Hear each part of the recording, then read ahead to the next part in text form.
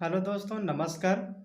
आज के चैप्टर में हम तीसरे नंबर के टेस्ट पर बात करेंगे और हम बात करेंगे भारत के इतिहास के बारे में हम टेस्ट लगाएंगे। तो चलिए हम अपने स्क्रीन पर आते हैं।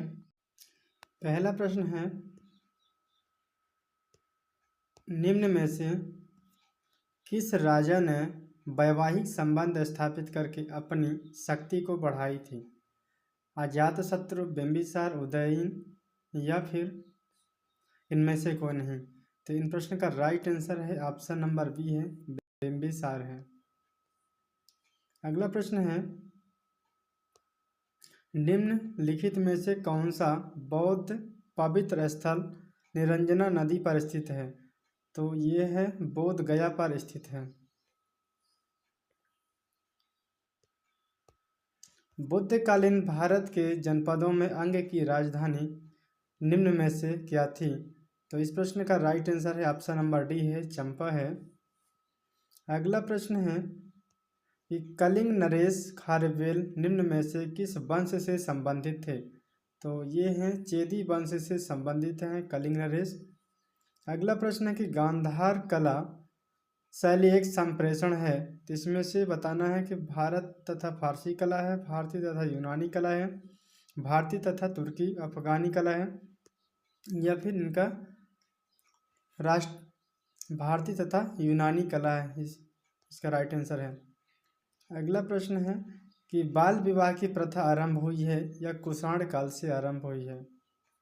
नेक्स्ट प्रश्न है कि सातवाहन शासकों की राजकीय भाषा थी, यह प्राकृत भाषा है। नेक्स्ट प्रश्न है कि भारत में सर्वप्रथम सोने के सिक्के किसने जारी किए हैं? इस प्रश्न का राइट आंसर है कि यूनानियों ने भारत में सर्वप्रथम सोने के सिक्के को जारी किए हैं।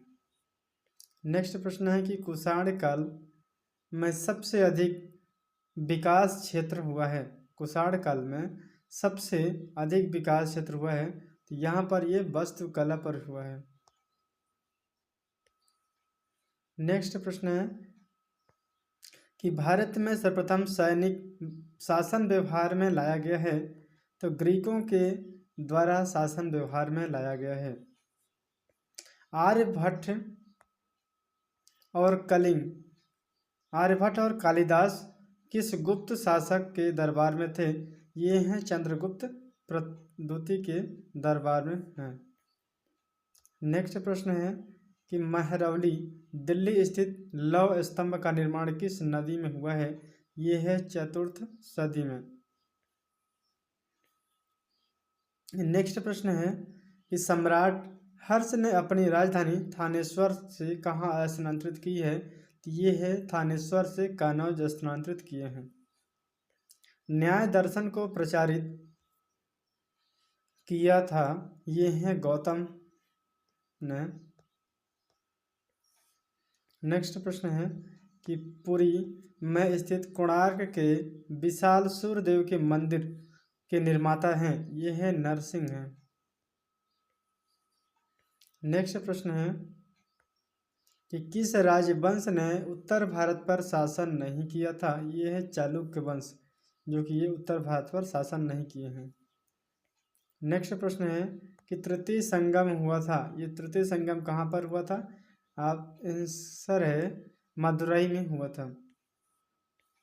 नेक्स्ट प्रश्न है कि निम्नलिखित में से किसको लैकोलिथिक युग भी कहा जाता है? तो ये है ताम्रपाषाण युग को लैकोलिथिक युग कहा जाता है। नेक्स्ट प्रश्न है कि भारतीय उपमहाद्वीप में कृषि के प्राचीनतम साक्ष्य प्राप्त हुए हैं, ये हैं मेहरगढ़ से प्राप्त हुए हैं।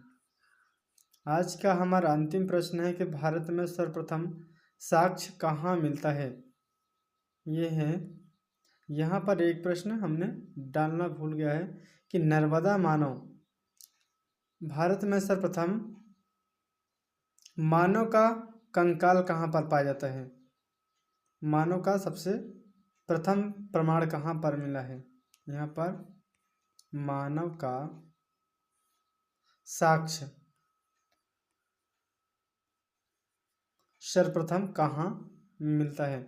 तो इस प्रश्न का राइट आंसर है नर्मदा घाटी में, यहाँ पर सबसे प्रथम मिला है। तो फ्रेंड्स, आज का वीडियो हम यही एंड करते हैं। टेस्ट कैसा लगा आप लोग कमेंट बॉक्स में अपना उत्तर दीजिए, और हम नेक्स्ट टेस्ट में बात करेंगे। चलिए, थैंक यू सो मच। जय हिंद, जय भारत।